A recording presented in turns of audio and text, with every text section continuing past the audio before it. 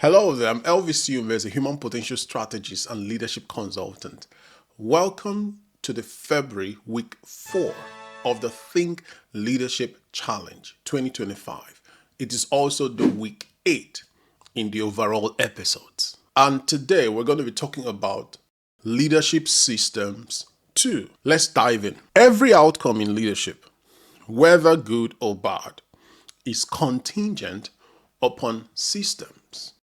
The leader who walks himself from where he is to where he ought to be ought to understand the interconnectedness of human potentials that have to come together in order to achieve that thing. To do that, you must first understand what measure of activities must come together on a daily basis to result into what you want to achieve in the long run. Having that backdrop, a system is a set of principles or procedures according to which something is done through an organized scheme or method. It is a set of things working together as parts of a mechanism or an interconnecting network. The vision you see about yourself, about the organization, about the institution, about an association, about transforming your environment, you cannot do it alone.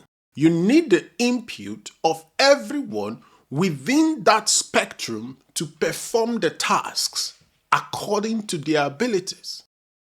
You must have a way of measuring what ought to be done, when it ought to be done, how and why it ought to be done, so that you can hold people accountable. In this wise, you don't leave anything to chance and hope that people do what they have to do. As an analogy, in the same way, you expect your body to digest food, and without the digestive system, it would not be possible.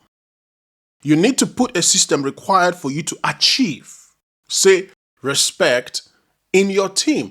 Anything you want to achieve in life, the best way to go about it is to understand how that thing works, who has to make that thing work, and how you can hold them accountable to ascertain whether that thing is working. Establish a protocol, a system that makes it possible for you to track performance. We must come to the place where we have to hold ourselves accountable for oversight.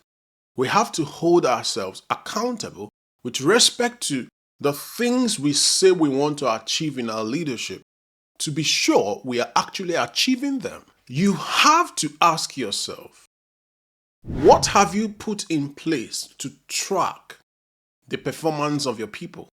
What have you put in place to make sure that the people you're leading are doing what they ought to do, when they ought to do it, why and how they ought to do it, in order to move you and everyone else from where you are to where you ought to be in record time? If you're able to do this challenge and you're honest to yourself, I want to believe that you're going to have a different story in the outcomes of your leadership. If the message in this video resonates with you, please don't forget to like, share, and comment.